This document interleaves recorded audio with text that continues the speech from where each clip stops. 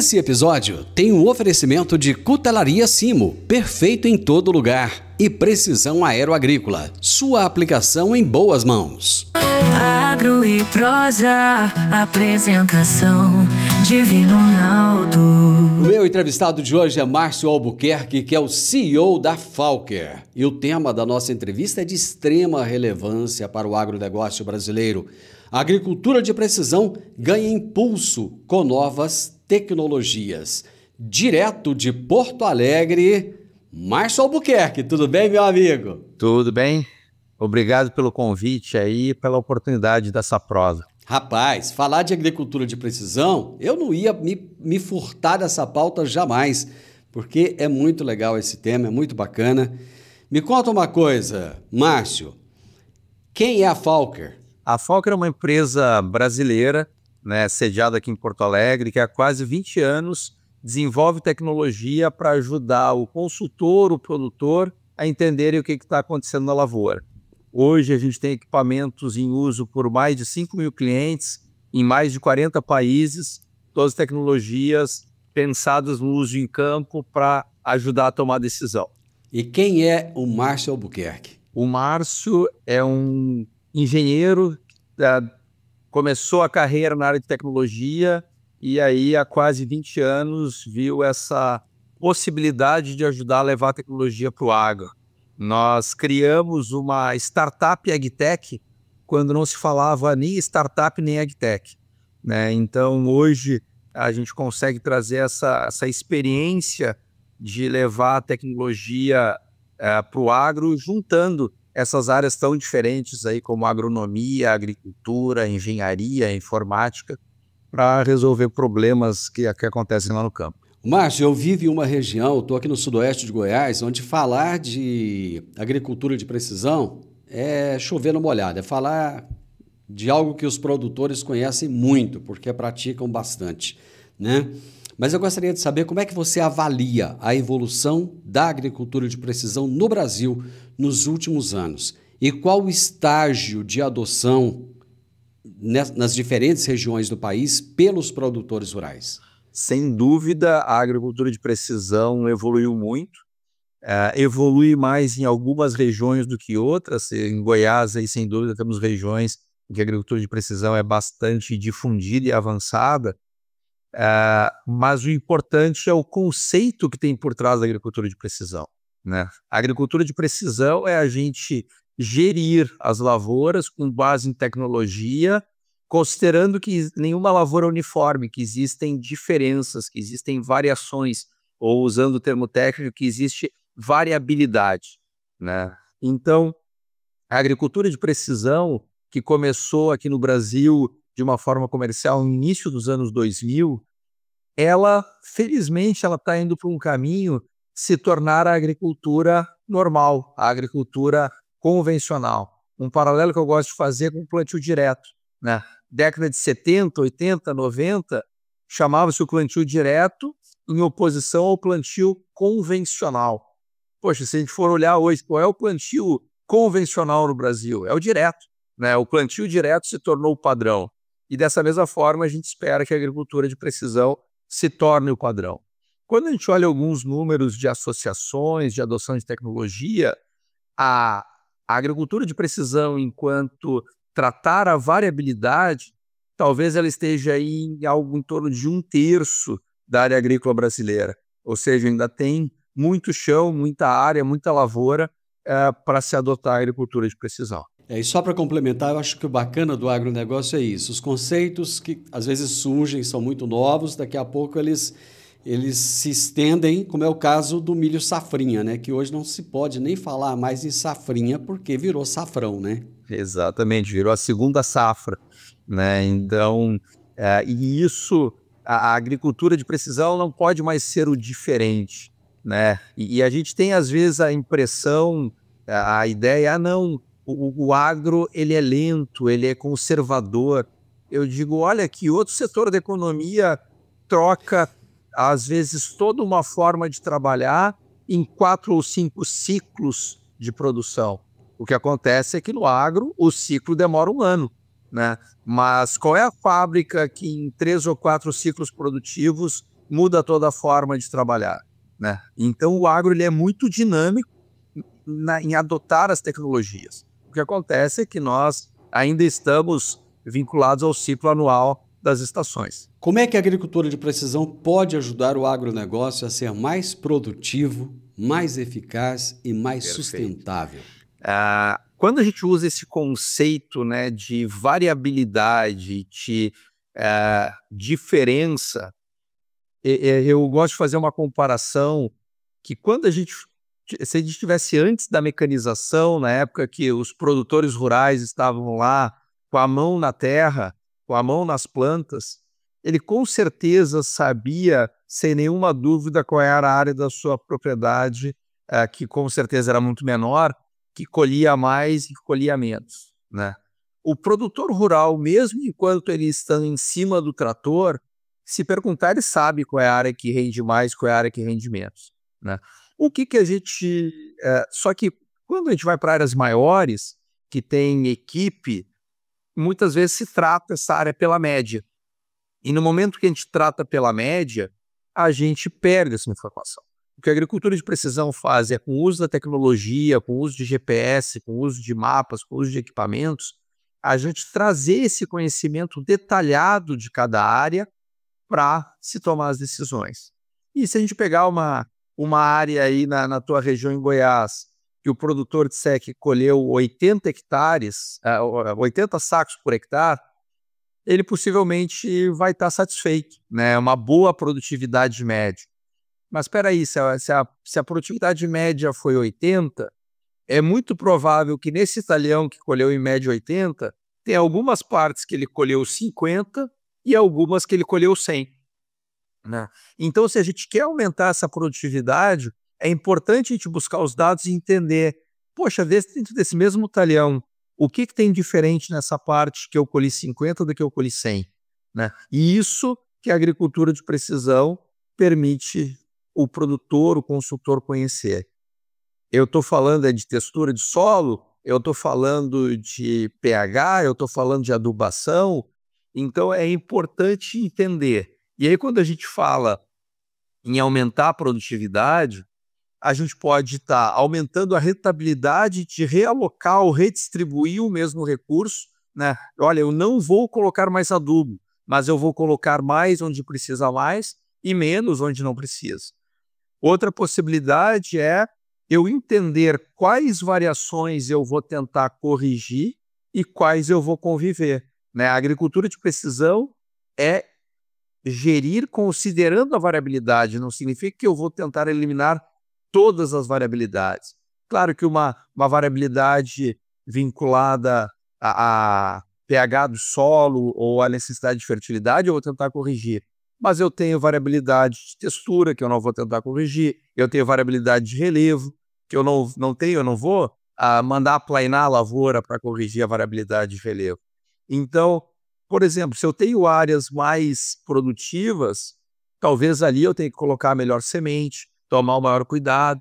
Ou se eu tenho áreas que, por fatores naturais, elas têm um menor potencial produtivo, uma forma de aumentar a rentabilidade é limitando o investimento que eu vou fazer nessas áreas, né? Então, gerir com base nesses dados vai fazer o produtor produzir mais, controlar o investimento, controlar os gastos para que ele seja mais rentável.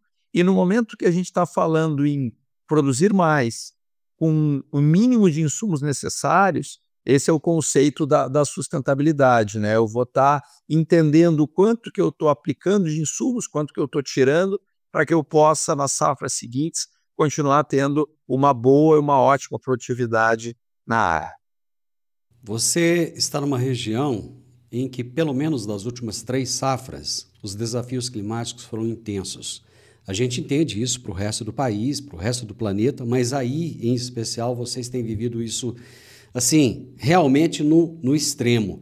De que forma a agricultura de precisão pode ajudar os produtores a enfrentar os desafios climáticos extremos que nós temos visto aí com tanta frequência? Infelizmente, tem alguns eventos totalmente atípicos, como nós vivemos aqui em Porto Alegre região em maio do ano passado, que a agricultura de precisão não vai conseguir resolver se a lavoura ficar embaixo d'água, se chover 600 milímetros em um dia, não, são eventos muito extremos. Por outro lado, estiagens, como nós também tivemos aqui nos últimos anos, a gente vê que conhecer a lavoura é muito importante, e conhecer não só o pH ou não só a textura, mas conhecer as características físicas do solo, conhecer como é que está a distribuição dos nutrientes nas diferentes camadas de solo, porque a melhor forma de nós armazenarmos água é no perfil do solo. Então, tem trabalhos de pesquisadores vinculados aqui às instituições de pesquisa das cooperativas gaúchas que mostram que o número de dias que a cultura resiste sem chuva é muito diferente conforme a qualidade do perfil desse solo. Então, é importante eu entender, dentro da minha lavoura, quais são as áreas que eu estou conseguindo estruturar melhor esse perfil e quais são as áreas em que, se faltar chuva mais que uma semana, eu já vou começar a ter perdas.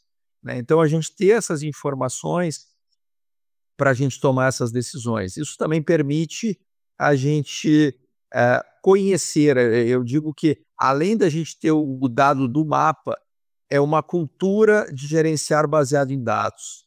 Então, como é que foi aqui na minha região nos anos em que teve laninha?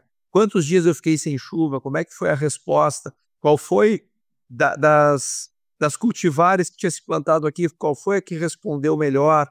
Então, o produtor e as suas associações, os seus consultores, cooperativas, começarem a ter essa informação das respostas. Claro que muitas vezes a gente não vai conseguir eliminar o risco ou passar imune, mas o que a gente vê em muitos casos é aquele produtor que estava preparado para ter uma enorme produtividade, uma produtividade aí, talvez acima de 100 sacos, no ano de um período de uma estiagem aí de 30, 40 dias, ele vai produzir talvez 50, mas, poxa, os 50 obviamente não era o que ele queria, não era o que ele planejou, mas os 50 permite pagar a conta, Os 50 permite passar aquele ciclo e se preparar para o próximo. Ô Márcio, eu vou fazer um intervalo e nós voltamos já, rapidinho. Alta tecnologia, eficiência e produtividade no campo. Com a precisão aeroagrícola, você tem maior uniformidade na aplicação, sem amassar plantas e sem compactar o solo. Tudo isso com menor impacto ambiental e uma equipe comprometida com ética, respeito, inovação e resultados. Certificação em aplicação aeroagrícola sustentável, base em Catalão e pontos de apoio em Goiás, Minas Gerais e São Paulo. Precisão Aeroagrícola, sua aplicação em boas mãos. Acesse www.precisaoaeroagricola.com.br.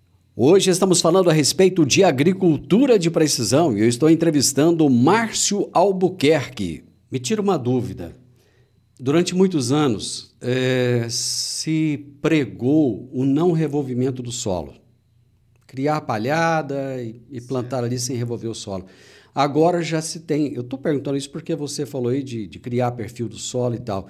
E agora já estão falando aí de perfil... de preocupação com a camada de 20 a 40, de 40 a 60, chegando até 1 metro, e se for o caso de colocar um escarificador, de trabalhar esse solo. O que mudou nesse conceito aí, durante os últimos anos? Uma das questões que se evoluiu é o entendimento da importância da física do solo. Não adianta eu ter um solo que esteja muito bem nutrido em termos químicos, e esteja, por exemplo, compactado, que é uma das áreas que nós atuamos muito na Falcra com a medição da compactação. O que acontecia? Nós tínhamos há 20 anos, a grande referência era áreas com mais que 2.500 quilopascais apresentam problemas de compactação, menos que isso não é um problema de compactação, em relação às áreas de testemunha que colheram 50 sacos. né? No momento que nós estamos aumentando a produtividade, aumentando o desejo de produtividade, os trabalhos mais recentes mostram, por exemplo, que as áreas campeãs do SESB dificilmente têm mais do que 1.000, 1.200 quilopascais de resistência à penetração, que é a medida que se tem de compactação do solo com os penetrômetros. Então, quando a gente está buscando um novo limite de produtividade, uma referência que se tinha como estabelecida, ela baixou. E manter esses valores abaixo de 2.000, 2.500, ele é um desafio no momento que se tem, por exemplo, 2 safras, no momento que a gente tem mais áreas irrigadas. Então, a permanência da cobertura de solo, de raízes, de estrutura de solo de forma biológica, ela continua sendo muito importante. Outro avanço foram equipamentos, implementos que permitem nós aumentarmos a aeração do solo, né, colocar mais oxigênio no solo, sem revolver a camada superficial, sem tirar a palhada. Ninguém está falando em voltar a usar arado. Nós estamos falando em quebrar camadas compactadas para permitir que as próprias raízes penetrem mais fundo, para, por exemplo, resistir mais a um período de estiagem, né? Quanto mais fundo estiverem minhas raízes, melhor eu vou estar preparado para um evento climático. Nós vamos ter, então, uma possibilidade de novos equipamentos, uma possibilidade de estruturar o solo e essa preocupação com a física do solo. Então, juntando tudo isso, algo que era antes não toca, para a gente ter, não. E aí tem diferentes formas a gente olhar, né? Que a gente vê? Quem estivesse fazendo um sistema plantio direto, com rotação de culturas, com solo sempre protegido, com grande palhada, esse possivelmente não precisaria fazer nenhuma intervenção. Só que, digamos assim, quando a gente vai para o mundo real, em que a gente, para manter o ritmo, às vezes tem que se entrar com uma máquina com um pouco mais de umidade do que deveria, às vezes tem uma necessidade de entrar com um pulverizador, de uma passada de algum produto para estancar uma praga também numa umidade que não deveria, tudo isso vai se causando compactação do solo. O que fazer? Esperar talvez 3, 5 safras para que só com plantas de cobertura eu consiga reverter a situação? Ou entrar com uma operação mecanizada, com um implemento de subsolagem, para reverter isso de uma forma mais rápida, mas mantendo a camada superficial, mantendo o não revolvimento, mantendo a cobertura do solo. Né? Então, isso que eu vejo que evoluiu ao longo aí dos últimos anos. Você vai falando e as dúvidas vão aparecendo aqui. Quando você falou do sistema plantio direto, eu acredito que o sistema em si ainda é uma exceção, né? Porque ele implicaria, por exemplo, numa rotação de culturas que nem sempre acontece, em detrimento da sucessão de culturas que economicamente acaba sendo o mais viável dentro do imediatismo, né? Infelizmente, sim, mas a gente vê que tem cada vez mais produtores, sim, fazendo o sistema plantio direto, e muitos desses são os que estão tendo as maiores produtividades. E esse é o tipo de situação que a gente vê a agricultura de precisão também fazendo diferença, né? Se eu estou fazendo uma sucessão, mas eu estou medindo, como é que isso vai impactar lá na frente, né? Então, se isso tiver mantendo ou crescendo a produtividade, beleza. Mas eu estou fazendo uma sucessão e a produtividade está caindo, tem que tomar alguma medida, senão eu vou ter problema. Qual a importância da coleta de amostras de solo em larga escala para o sucesso da agricultura de precisão? Porque eu lembro que antigamente você vinha com a enxadinha aqui, fazia uma coleta aqui, fazia outra acolá, fazia outra lá adiante. Hoje não, hoje é uma coisa muito mais profissionalizada, digamos assim. E fazia essas amostras com a enxadinha, chegava no final, botava tudo no mesmo balde, no mesmo saquinho. Tudo junto. E mandava para o laboratório, né? Mas 300 gramas de terra. Mas isso é o conceito da média. tu fazia esses pontos para dizer, olha, nesse talhão aqui, em média, minha fertilidade é essa. Tá? Na prática, o que a gente busca na agricultura de precisão? Entendeu? Olha, na média pode ser isso, mas o quanto que a média me interessa? Então, o que a gente busca com a agricultura de precisão, quando a gente faz a amostragem em grade, ou com outras ferramentas fazendo por zonas, é buscar entender qual a diferença, qual a área mais produtiva, qual a área menos produtiva, para a gente ter essa amostragem para gerar o mapa. Né? Se eu fizer uma média, eu não consigo gerar mapa. Eu digo, olha, esse talhão dá em média tanto. Se eu for tentar pintar ele, vai ser tudo de uma cor só. Agora, se eu avalio e consigo ter mais dados sobre o meu talhão, aí eu vou entender, né, aquilo que a gente falou antes, de poder fazer uma aplicação de algum insumo em taxa variável, tomar uma decisão sobre, daqui a pouco, até usar mais de uma semente, ou qual semente que eu vou posicionar em cada talhão. Isso eu dependo de mais dados do que um balde tentando representar a média do talhão. Bom, antigamente a gente usava o enxadão, agora não, agora já existe o novo Solo Drill, da nova geração de amostrador hidráulico de solo da Falker. O que é esse Solo Drill? Conta pra gente. A agricultura de precisão, ela está bastante associada em muitas regiões à amostragem de solo com os quadriciclos. Né? Então, o Solo Drill ele é o amostrador da Falker que equipa os quadriciclos para os mapeamentos de agricultura de precisão. Então, o conceito da amostragem é o mesmo, nós continuamos precisando amostrar solo com a melhor qualidade, com a menor contaminação, para mandar ele para análise no laboratório. A diferença é que se eu quero mapear aí dezenas de hectares por dia e fazer isso todos os dias ao longo de uma semana, como os prestadores de serviços fazem, ele precisa de uma ferramenta que garanta uma repetibilidade, garanta uma qualidade da amostragem. A primeira geração de Solo Drill da Falker está no mercado há mais de 10 anos e nós apresentamos agora na AgriShow a terceira geração do equipamento e justamente ele traz uma melhor ergonomia, um maior rendimento operacional para os prestadores de serviço, para os grandes produtores, para os consultores poderem gerar o mapeamento aí da agricultura de precisão nas diferentes áreas. Deixa eu aproveitar que você falou aí da AgriShow. Como é que você percebe as feiras agrícolas como vitrine das novas tecnologias?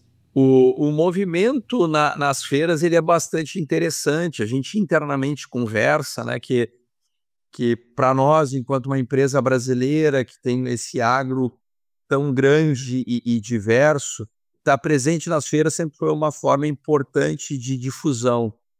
E a gente diz que há alguns anos a feira era o ponto de contato e era o momento que o pessoal ia ver as novidades, entender o que tinha no mercado. Para nós, nos últimos anos, as feiras continuam sendo muito importantes, mas de uma forma diferente a partir aí da explosão das opções pela internet, né? Então, hoje, praticamente todo mundo acaba se informando das novidades pela internet e vai na feira para ver ao vivo, para tocar, para conversar, para tirar dúvida, né? Então, a gente vê que o presencial, principalmente depois da pandemia, ele passou a ter mais esse papel do contato pessoal, da conversa, do tocar, do ver, enquanto o lançamento, a novidade ou a promoção, isso a internet consegue fazer até melhor. A feira é o lugar do abraço e do aperto de mão, então. Exatamente. E muitas vezes do usuário tocar no equipamento, não só nas pessoas, tocar no equipamento, sentar no quadriciclo, pegar o equipamento na mão, é aquele contato presencial. Você falou aí de sentar no quadriciclo e tal, vocês apresentaram lá na feira também, como conceito, né, o primeiro veículo elétrico para agricultura de precisão. Qual é a utilidade desse veículo? Como é que ele pode ajudar o agricultor a ter mais eficiência na aplicação de fertilizantes e corretivos?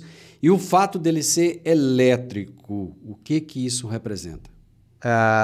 Eu mencionei antes, né, do quadriciclo. Hoje, todos os veículos que são usados em agricultura de precisão, seja o quadriciclo, seja a caminhonete, sejam os UTVs, a moto, eles são veículos de outras aplicações que são adaptados para o uso na agricultura de precisão, né? E essa adaptação, ela gera limitações, ela gera pontos contra, ela gera dificuldades ou custos, cada um com as suas vantagens e desvantagens, mas é o que existe de veículos hoje possível. Então, se seja uma empresa aqui no Rio Grande do Sul, em Goiás, no Mato Grosso, onde for, quiser fazer agricultura de precisão, vai escolher algum dos veículos que já existem no mercado para usar como uma ferramenta para se deslocar nas lavouras. A gente viu uma oportunidade aí nesses anos acompanhando o trabalho da agricultura de precisão de se criar um veículo específico para a agricultura de precisão. Então, algo que tivesse, digamos, as vantagens do quadriciclo, as vantagens do UTV, tentando limitar as desvantagens para esse tipo de aplicação.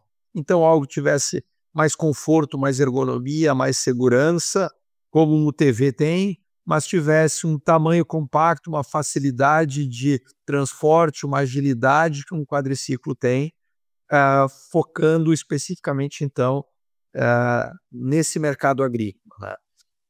Então, é um desenvolvimento que ele ainda está, né, em conceito, né? Não é um produto. Nós esperamos que ao longo de 2026 nós possamos ter as primeiras aplicações comerciais desse veículo, de um projeto pensado para a agricultura de precisão, né? Então, esse é uma ferramenta que a gente busca ajudar o mercado dando uma opção projetada para isso. Eu vou fazer mais um break comercial. Já já estamos de volta.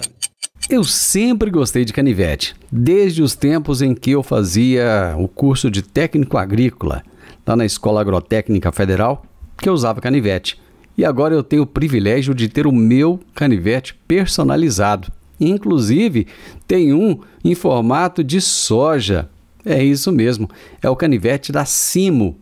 Você gosta de canivete? Eu acho que vale a pena então você conhecer. Pra pescar, montar ou acampar, com canivete Simo você pode confiar. Lâmina de aço afiada e segura, com bainha de couro é qualidade pura. Canivete Simo pra você escolher, perfeito em todo lugar que você quiser ter.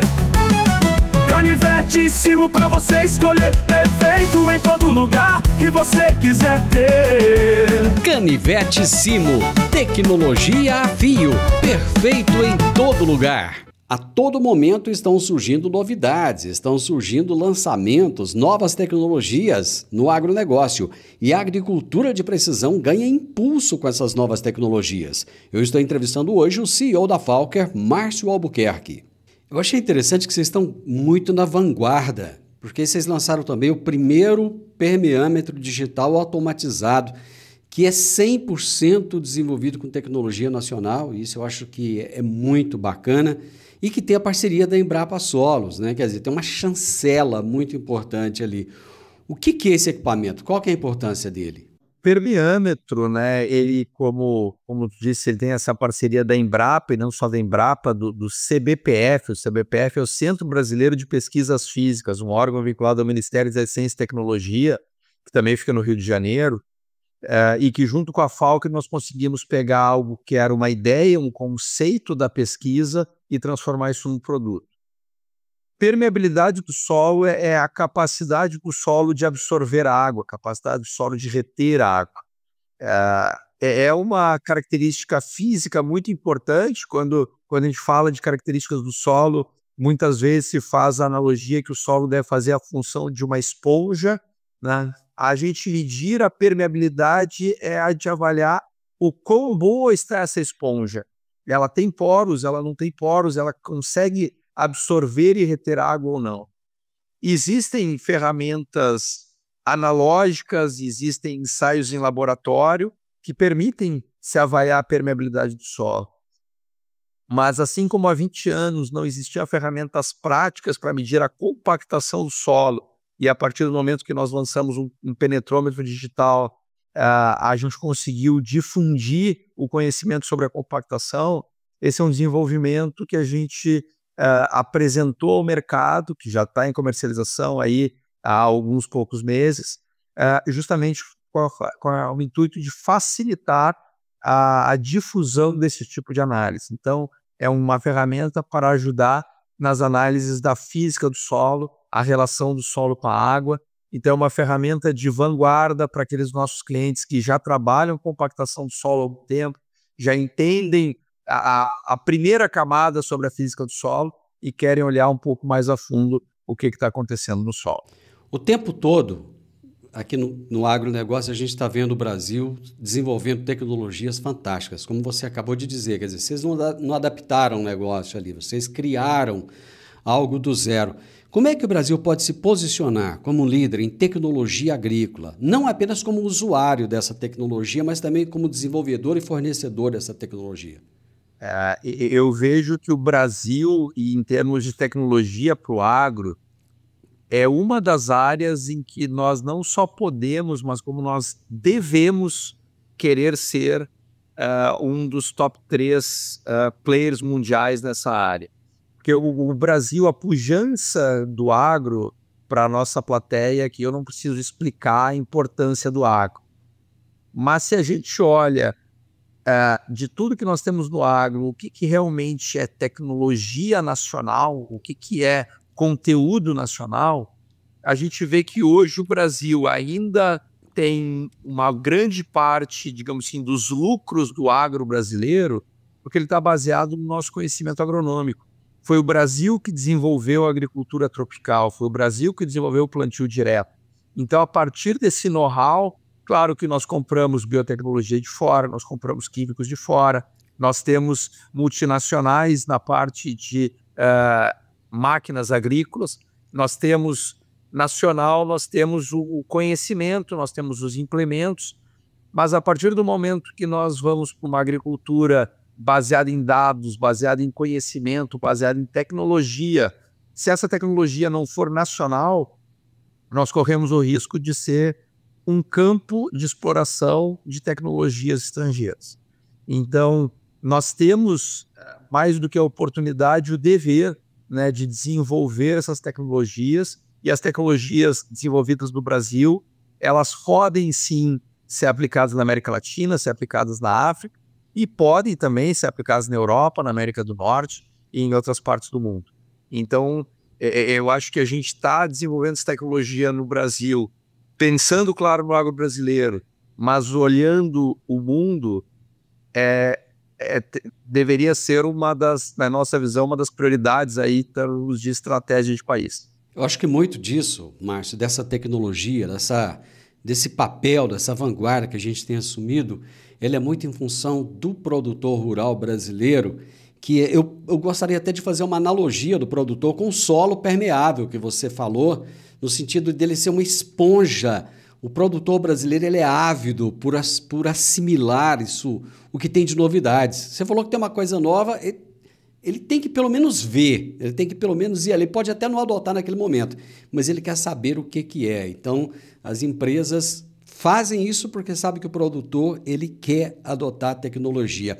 E para a gente finalizar, quais tecnologias emergentes, você que está aí acompanhando tudo isso que está acontecendo, você acredita que terá um maior impacto na agricultura nos próximos anos? Tem 2 tecnologias que elas vão ter um impacto na sociedade em geral e, por consequência, no agro, que, ao meu ver, são sensores conectados, ou no termo técnico, o IoT, o Internet das Coisas, e a inteligência artificial, né?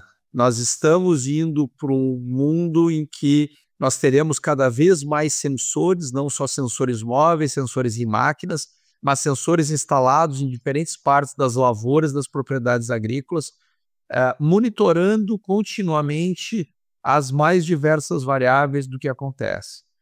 Essa grande quantidade de dados, somado à inteligência artificial, e não só o que já existe hoje, mas na velocidade que as tecnologias têm avançado, nós vamos ter capacidade de ajudar os produtores a tomarem melhores decisões, né? Então, tudo isso dentro de um contexto do que tem sido chamado de agricultura digital, que é quando a gente vai além da agricultura de precisão, que olha para dentro do talhão, mas nós começamos a digitalizar a gestão da propriedade, vamos digitalizar as decisões de compra e venda, vamos digitalizar a logística do agro, quando nós vamos ter cada vez mais elementos móveis, como drones, veículos autônomos. A gente tem algo que, se não talvez algumas questões não sejam para o horizonte de 3 a 5 anos, mas quando a gente começa a olhar para um horizonte de talvez 10 a 20, nós com certeza teremos um contexto agro em que, sim, o produtor vai continuar sendo o responsável, vai continuar dando a palavra final, vai continuar estando envolvido no risco, mas vai ter cada vez mais ferramentas, cada vez mais dados para ajudar ele a tomar as decisões. Márcio, tem uma expressão aqui em Goiás que é o seguinte: é perto dos bons que a gente fica melhor. Conversar com gente como você, que tem o dom da palavra e da informação, meu amigo, é bom demais. Eu espero, na próxima nossa prosa, que a gente esteja juntos, presencialmente, porque aí a prosa vai ser melhor ainda. Foi bom demais da conta, te agradeço imensamente o tempo que você me deu o privilégio de estar com você. Eu que agradeço o convite e, com certeza, tendo novos convites, vamos estar, seja presencial ou remoto, conversando e compartilhando aí com quem está nos escutando as informações, as novidades que a gente tem. Abraço, meu amigo. Um abraço. Eu conversei com o Márcio Albuquerque, que é o CEO da Falker. Gente, olha só a quantidade de informações que ele trouxe para a gente nessa nossa prosa de meia hora aqui. Assim, o agronegócio é revolucionário, a tecnologia o tempo inteiro avançando, crescendo, as coisas acontecendo. E eu fico maravilhado quando eu converso com pessoas e posso vislumbrar aquilo que está acontecendo e aquilo que vem pela frente. Eu conversei com o Márcio Albuquerque, CEO da Falker, e o tema da nossa entrevista foi: Agricultura de precisão ganha impulso com novas tecnologias. O podcast Agro e Prosa tem o objetivo de falar do agronegócio de forma fácil, simples e descomplicada. Diariamente conversamos com os maiores atores do agro e abordamos os mais diversos assuntos de interesse de produtores rurais, técnicos, pesquisadores, profissionais da área e simpatizantes do agronegócio. Se você gosta do nosso podcast, então você pode nos ajudar. É muito simples. Basta seguir-nos nas principais plataformas de streaming e também no YouTube. Se você deixar um gostei, compartilhar os episódios e deixar um comentário, já vai nos ajudar muito a dar relevância tanto ao podcast quanto ao canal. E o mais importante de tudo, nos siga para receber notificações de novos vídeos e episódios. Um grande abraço para você e até a nossa próxima prosa.